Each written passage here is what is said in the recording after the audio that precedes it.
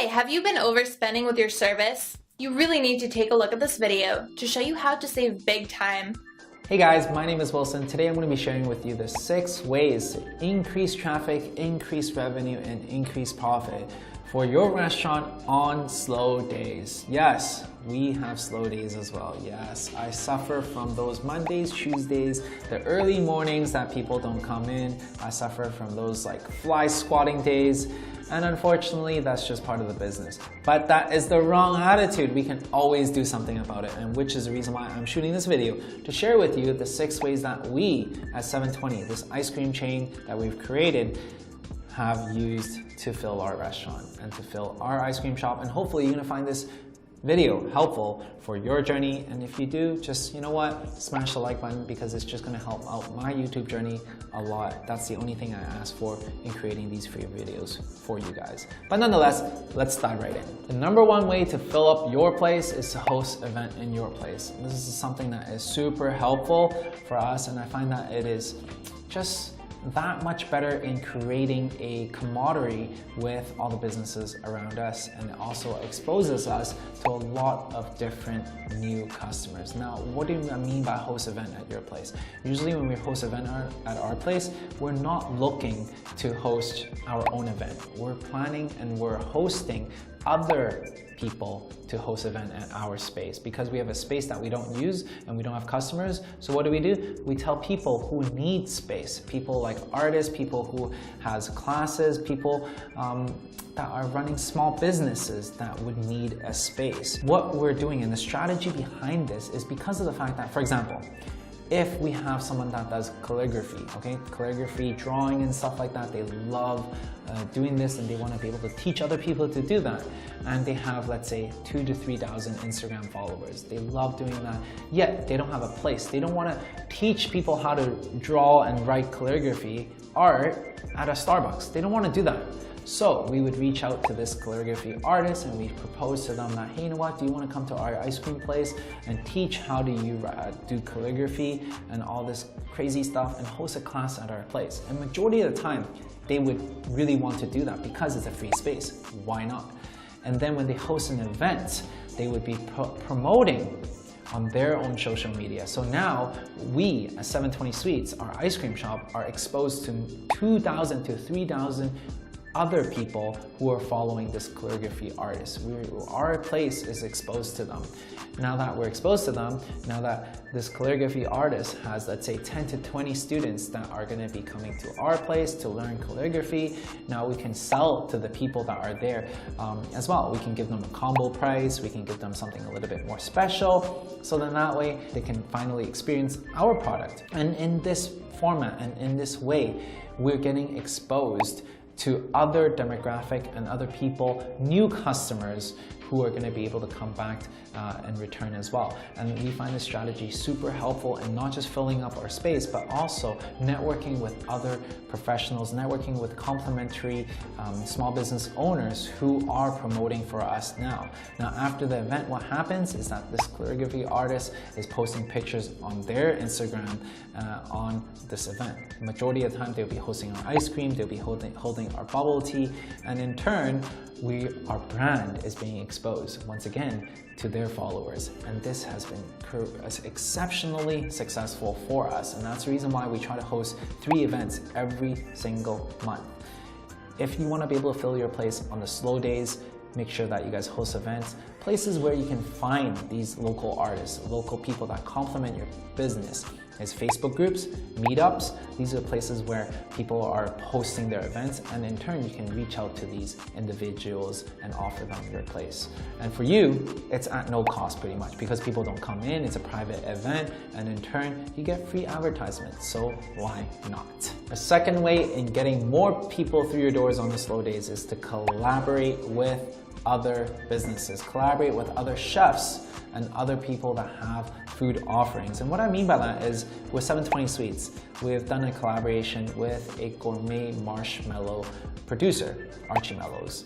And with Archie Mellows, what we did was we created a specific special flavor with Archie Mellows having their marshmallow on our ice cream. And in turn, this became an amazing hit product. At the same time, we were retailing their marshmallows at our shop as well. And that brought in a ton of revenue and it brought in a lot of hype as well. Why do we want to do that? It is because, once again, we're using the same tactic as the first tactic, which is to cross-pollinate, to cross-promote. Now that we have done a collaboration with them, we're now exposed to a new customer base because we created this new item with them. And in turn, we turned our slow days into very profitable days because we were able to limited launch during these days, these hours, and in turn, jack up our revenue.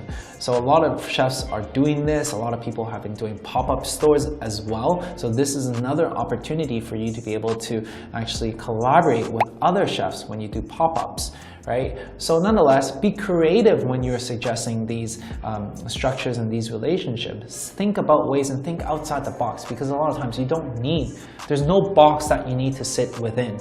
You can actually step out of the box. You can actually create something really wild and be creative with this whole process and just try things out. It doesn't really hurt to try things out.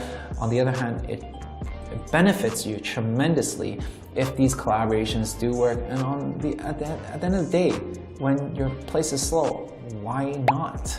It actually helps out a lot. So this is something that we've been doing quite a bit with our brand, and I think it has helped us a lot. So you would want to give that a try as well. So once again, collaborate with other chefs and other brands as well. Third way to bring in more customers for your restaurant is to back a team. Back a team or back a organization. So for me, I am involved in this multi-sport league, and in turn, they have, I would say, 2,000 different members throughout each season. And in turn, because of the fact that we actually back them, we give them promotion and we give them percentages off, they promote to the whole organization. And when they promote to the whole organization, these people and these players bring their family to our ice cream shop. And usually every season what we do is an end of the season party, and we tell them to come in for some free ice cream. And in turn, when they come in for some free ice cream, they spread it to their news and they expose our brand to a whole new demographic just because of the fact that we back a team and an organization. So within your area, look at different teams that you support, teams that you like, or organizations that you are involved in as well, and back those players up, back those people up, because all you're looking for are exposure. When you can actually have more exposure, then that really adds into your loyal fan base, and it actually adds into much more revenue for your restaurant. And the fourth way to bring people through your doors during these slow days is to run promotions. Running promotion has been a long time game, okay? This is how happy hour is born. Restaurants realize that from the period of 3 to 6, that's from the period from lunchtime to dinner time, no one comes to the doors, and which is the reason why they offer incentive half-priced beers, half-priced wings to the customers in an attempt to bring in more customers, and it has worked really, really well, which is the reason why we now all understand the concept of happy hour. Nonetheless, for your specific restaurant, create a deal, create an incentive to bring in customers during your dead times, during your slow times. Create an incentive to bring them in, whether it be in the beginning of the morning, or it could be mid-afternoon, or it could be happy hour, it could be Monday, it could be Tuesday, it doesn't matter when. Create incentive to bring people in. For example, this really well-known Korean barbecue place, Gyokaku, on Mondays, they offer full day happy hour. Although they're not making as much money, people are still going in to consume. And in turn, when they like the experience, when they like the food, they will come back to consume on a Tuesday, on a Wednesday, on a Thursday, on a Friday, Saturday, Sunday with their friends and family, and in turn allows the company to profit during those times. Just because you're running a promotion does not mean you should be losing. It just means that it's another attempt, another opportunity for customers to try your product and your service. The fifth way to bring in more customers during the slow days is to host your own event. Previously, we talked about hosting an event for other suppliers. other creatives, other businesses. Right now, I'm telling you to be able to host events on your own. Host events, for example, things like trivia night, things like live jam nights, things like sports day. All these different kind of events would bring people in because it's just an added extra and added value that they would not get aside from eating at your place. For example, if they really enjoy having live music, and if you have someone in to play live music on a Monday night, then yeah, they're gonna come, have a beer, have a plate of pasta, and enjoy the live music. So nonetheless, if you can host these events on a regular basis on the slower days, this becomes another added reason for your customers to come in and to enjoy your product offering. For example, with me and my wife, we really love going to this Indian place, not just because of their food, but because of the fact that they have this live belly dancing performance every Monday night. And we love going there, not just because, like I said, not just because of their food, but because of the belly dance that we get to enjoy, and it's super entertaining. And for us, we eat out every day, every night anyways. So for us, when we get to choose, we're like, hey, you know what? Aside from wanting to eat some Indian food, we also want to be entertained. It became a night out. And on Monday, where else can we go that offers live performance? And that's how this company and this restaurant has won our business. So in your business, think about something that is creative, think about something that works within your demographic, and offer that extra added bonus to your customers and give them that reason to come in on that slow day. The sixth and final way to have more sales during your slow days is to work with professionals. Professionals who have monthly meetings, weekly meetings. We're talking about people who work in the bank, people who work for charities, people who work for different organizations that are in charge of buying catering or hosting different events at different places. So for us at 720 Sweets, we got to know the branch manager at the bank right next to us. And in turn, because of the fact that we have a really good relationship, they order from us every single month. They order a big batch of order to thank their customers, to thank their employees as well.